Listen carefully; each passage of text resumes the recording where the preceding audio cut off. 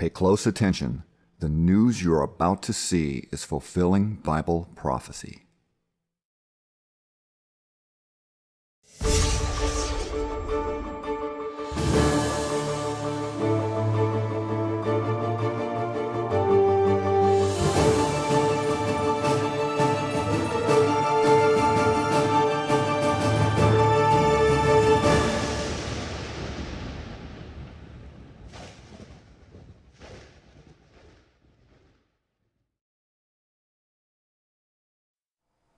Welcome to another edition of YPN News, bringing you the news that relates to Bible prophecy and foretold by Yeshua Hawkins. Well, in the news tonight, we're going to talk a lot about Australia.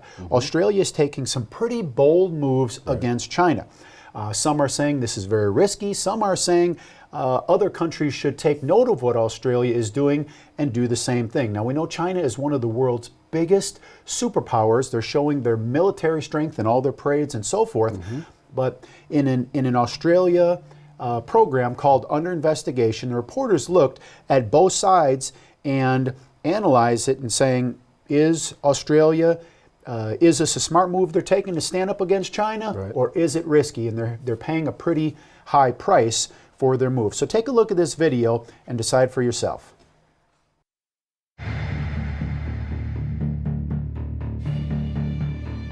There's no doubt Australia has been engaged in a war of words with China on human rights and, more recently, the origins of COVID-19. It remains Australia's firm view that understanding the cause of this pandemic has nothing to do with politics. It's essential for preventing the next one. And China has bitten back, hitting us with punishing trade sanctions. Tensions and rhetoric are escalating. Earlier this year, a senior Australian security official warned of the beating drums of war coming from China, echoed by Defence Minister Peter Dutton. I don't think it should be discounted. I think China has been very clear about that goal. So, are we unnecessarily antagonising a superpower and major trading partner? Are we talking ourselves into a war? Or are we bravely standing up to an aggressive China? Australia has shown the world how one deals with the People's Republic of China and the Chinese Communist Party in particular. Colonel Grant Newsham is a China specialist and former head of intelligence for the US Marine Forces in the Pacific. Biggest complaint about the Australians is that there's not 10 times as many of them. They were the first ones to stand up and say, no, we're not going to put up with this. Australia's future is, you're going to have to fight for it if you want to keep it.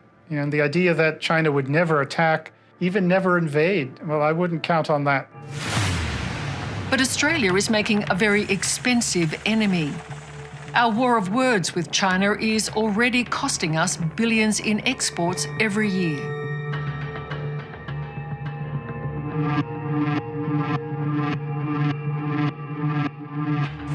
And at a time when Australia is ramping up its defence budget to be better prepared for any conflict with China.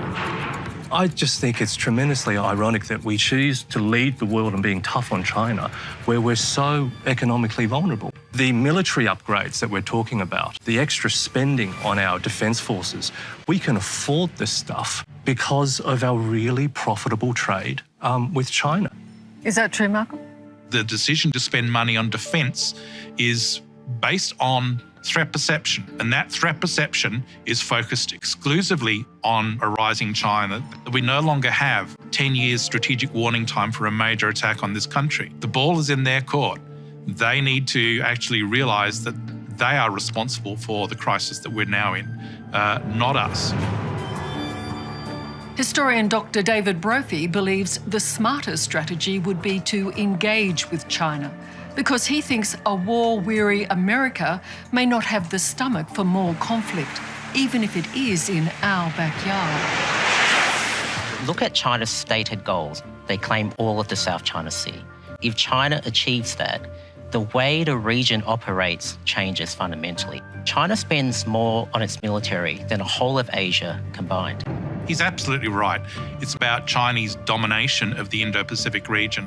And I don't think any Australian citizen would willingly embrace that sort of relationship with China. We should not, to borrow a phrase from Game of Thrones, bend the knee to Beijing. But experts warn if words ever turn to war, Australians will pay a terrible price. We're dealing with the potential for a conflict that could be much more impactful on ordinary Australians than anything we've seen in recent decades. A former Australian soldier and diplomat, David Kilcullen, now leads the Future Operations Research Group, which looks at how coming wars are likely to play out. He fears Australia is already China's punching bag, Xi Jinping's way of sending his message to the US.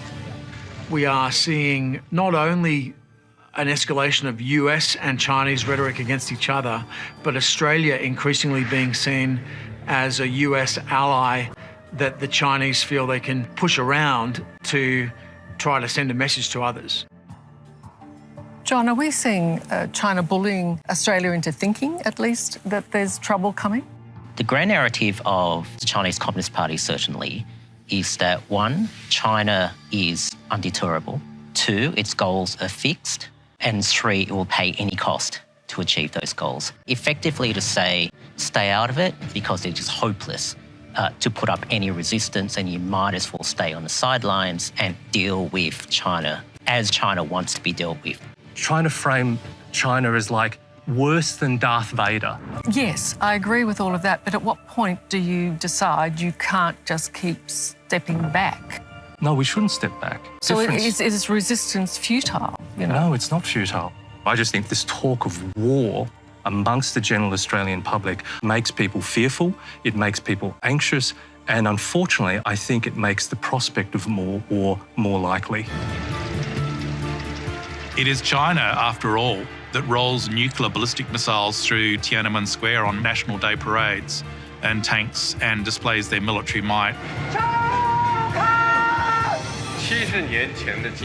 And in speeches threatens that they'll bash the heads of Westerners against a great wall of steel. The Chinese people will never allow any foreign forces to bully us. Anyone who dares to try will have their heads bashed bloody against a great wall of steel. This is incredibly nationalist war talk that the Chinese are using. But this war of words is increasingly turning into confrontation.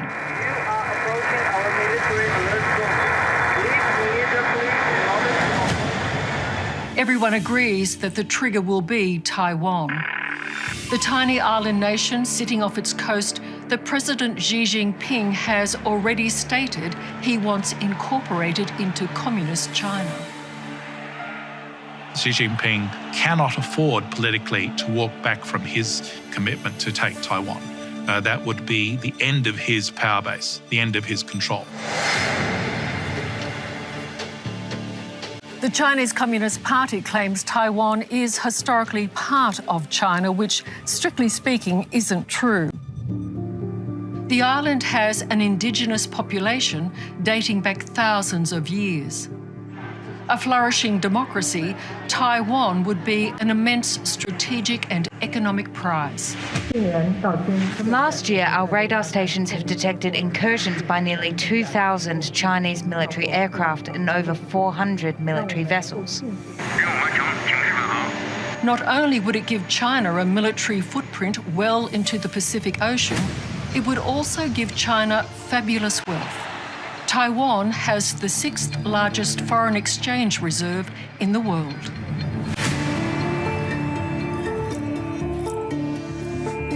And the island state supplies the bulk of the world's semiconductor computer chips, critical to most modern manufacturing products, from washing machines to cutting-edge weaponry. And it's sitting there out of China's clutches with America's backing. Why does China need Taiwan so badly?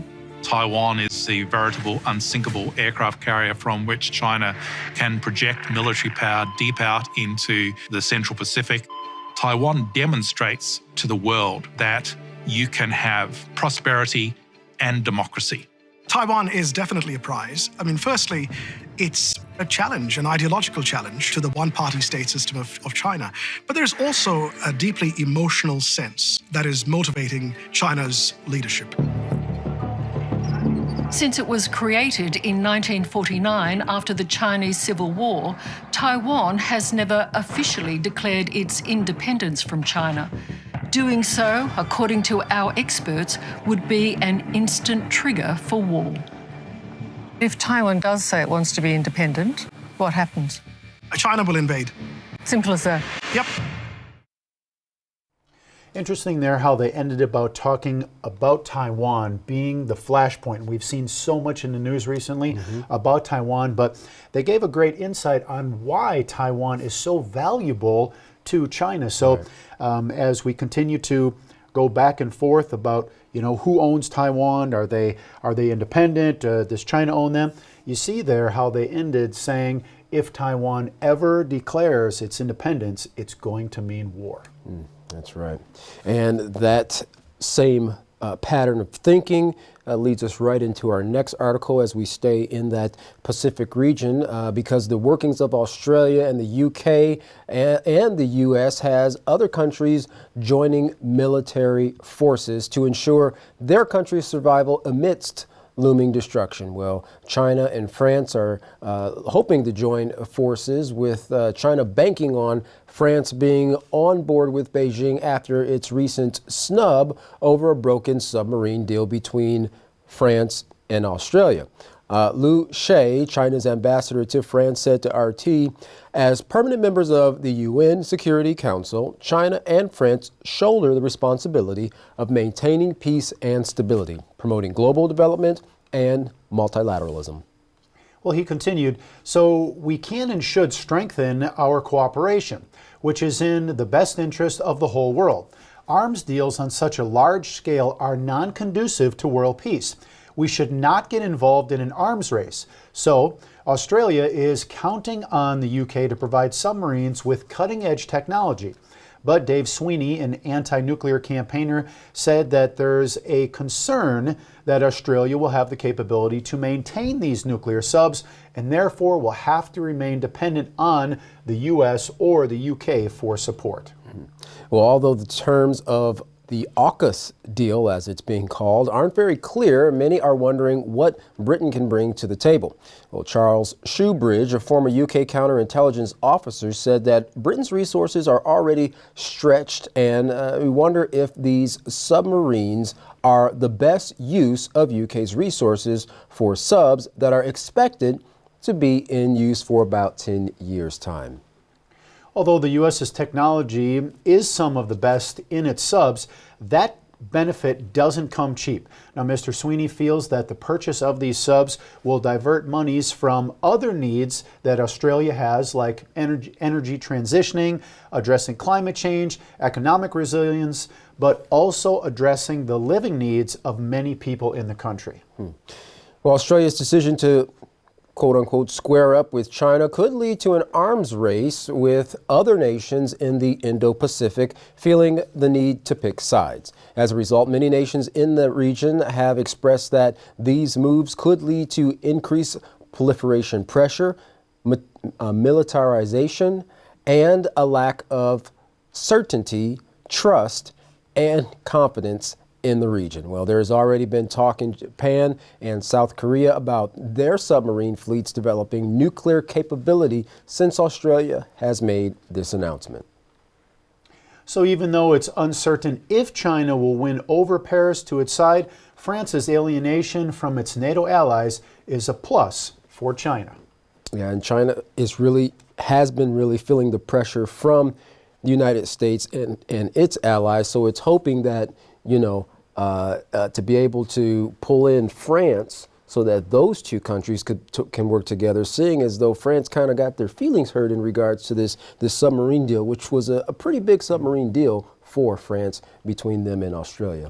And even though these countries, they have their NATO allies, it seems like the arms deals between the countries, that really is, kind of shows where the sides are drawn, just as we've seen with Turkey and the U.S., and then they were getting them from Russia. So, just like the situation here with Australia and China, France and so forth, it can, strengthen the ties or divide them. Right. And at the end of the day, every country is going to make decisions that are in its best interest, irregardless of who their allies are. Right. Well, if you'd like to learn more about these stories, contact the House of Yahweh. When you do, don't forget your free copy of the Prophetic Word magazine and monthly newsletter. Here's how. To contact the House of Yahweh, you can write them at the House of Yahweh, P.O. Box 2498, Abilene, Texas 79604. Call them at 1-800-613-9494. Visit them on any of their websites by going to Yahweh.com, YisraelHawkins.com, or Yahweh'sBranch.com. You can also visit our website by going to YPNnews.com. You can email the House of Yahweh at info@Yahweh.com. And for all calls outside the United States, please dial the number on your screen. And don't forget the Israel Says and Ask Israel programs. You can find those by going to YisraelSays.com and AskYisrael.com. Well, don't go anywhere, because up next, another great message from Yisrael Hawkins. From all of us here at YPN News, I'm Katan Alexander. And I'm Jeffrey Heimerman. Thank you for watching.